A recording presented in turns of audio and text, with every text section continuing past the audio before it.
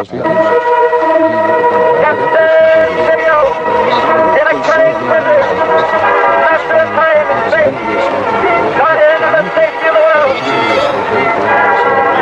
for law and order, Captain Video operates from a mountain retreat with secret agents at all points of the globe. Possessing scientific secrets and scientific weapons, Captain Video asks no quarter and gives none to the forces of evil. Stand by for Captain Video and his video picture. Mr. Bowen, do you like TV? Oh, yes. Primarily based upon the summation of the image. Any reason why not? The society. We are President Marshall McLuhan. Brzezinski. So if you're not familiar with him, he's the security advisor to President Carter, the president of this nation. And Mr. Brzezinski, if you've heard of the global village theory of media, you know that television is supposed to make the world one big culture. Well, we never believed that, did we? I mean, it's like yogurt. Yogurt is like culture. It comes in a lot of different flavors, and that's why we got a lot of different flavors on this show tonight. We got all different kinds of cultures because we believe, as Dr. Zbigniew Brzezinski believes, who is the National Security Advisor to President Carter, that the world is not a global village, but a global ghetto. Well, when you say TV has turned the world into a global village, am I right? Will it turn us all into global village idiots? Again, no, there are worse things. An idiot means a very private person. That's a Greek word, meaning a very private person. I'm losing my idiot status steadily. I'm becoming less and less private. I'd much rather be an idiot. The book in this picture, the assumption was made that the book was the source and cause of all idiotism, all individuality, and that the new media will turn us all into collective automata robots. This is a rather simple-minded idea. I mean, Truthwell and Bradbury together had cooked up something that's not very convincing. They are certainly true that the book has had an enormous amount to do with creating individuality, and the more people become individuals, the more they become competitive, and the more they compete, the more they become alike. It's true that competition has, and repeatability has tended to create a great sameness. And you can see that cool media don't always have that effect. There may be more individuality coming out of cool media. There are people talks to trees, old conversations to paper plates.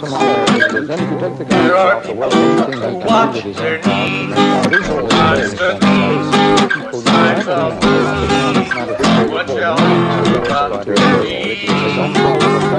What about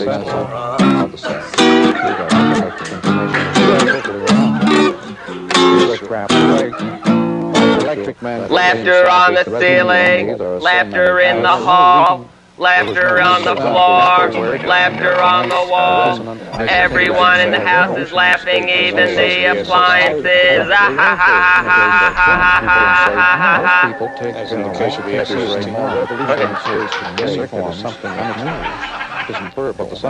What's the title of the book? It's called Blab. It's sort of trashy, but called what? Blab. Oh, Blab. Well, no, Blab. You mean like B-L-E-D? B-L-E-D. It's pronounced lead, but I thought it was pronounced Blab. And what's the... We'll return to our story in just 1 minute. Boys and girls all over America, and men and women too, are signing the Freedom Scroll because they believe in liberty for people everywhere. Here are the words on the Freedom Scroll, your message to all the world. I believe in the sacredness and dignity of the individual. I believe that all men derive the right to freedom equally from God. I pledge to resist aggression and tyranny wherever they appear on earth. I am proud to enlist in the crusade for freedom. I am proud to help make the Freedom Bell possible, to be a signer of this Declaration of Freedom, to have my name included as a permanent part of the Freedom Shrine in Berlin, and to join with the millions of people throughout the world who hold the cause of freedom sacred. Rangers, if you haven't signed the Freedom Scroll and joined the crusade for freedom, check the Crusade Committee in your town. Ask how you can join hands with millions of your fellow Americans in this crusade for freedom. Now, once again, let's return to our story. We have VD Day. That's Victory Over Dumbness Day. Right. And then we have, that's in the fall. And then we have Bunny Eggs Day. That's bad. VD bad. Bunny Eggs Day is in the spring. That's the rebirth day. Yeah. Now the thing is, in the VD Day, we have a metaphysical radio cake. And then in the Bunny Eggs Day, we have metaphysical bunny eggs. And these emanate waves of future news and the belief the worst future is better than none. Well, Bob, I know that Ezra Pound once said that artists were the antennae of the race, and that was why we experienced...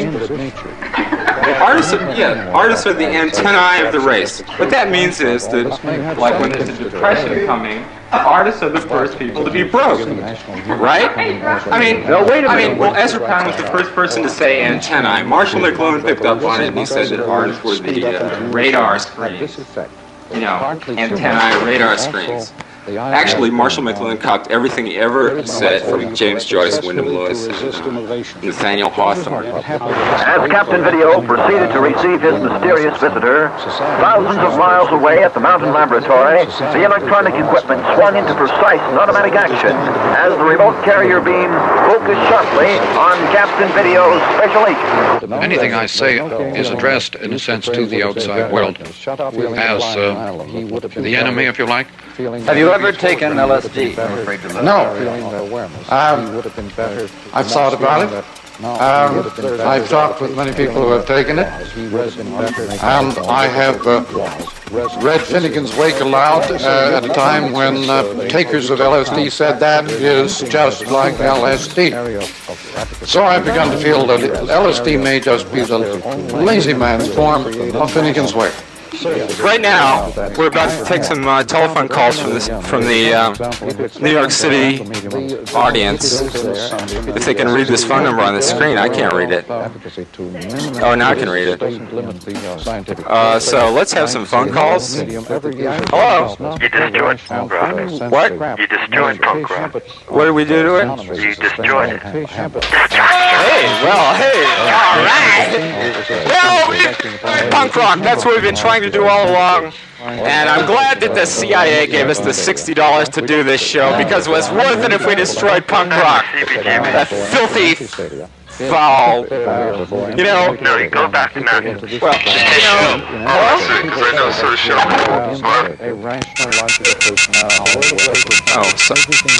I don't know if you know what's going on around here. I don't. It's a real humming, buzzing confusion. Can you say what message the medium has around the world? Well, I could say right off, for example, that everyone will look at this program as if it were something they had already seen before, with just a little addition of this or that. Because that is the inevitable way in which we look at everything. It's the same old thing with a little item or two added. if you can't dance, you can keep your revolution. This is by Zbigniew Brzezinski. It's a book called Between Two Ages, America's Role in the Technotronic Era. It's published by Penguin, and it's about $275. Global absorption. But while our immediate reality is being fragmented, global reality increasingly absorbs the individual, involves him, and even occasionally overwhelms him.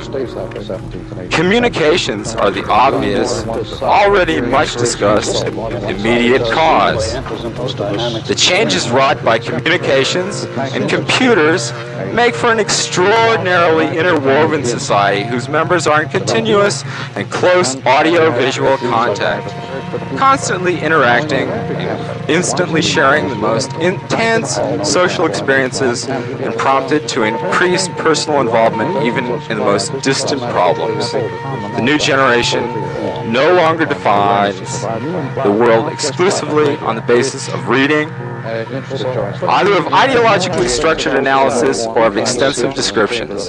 It also experiences and senses it vicariously through audio-visual communications.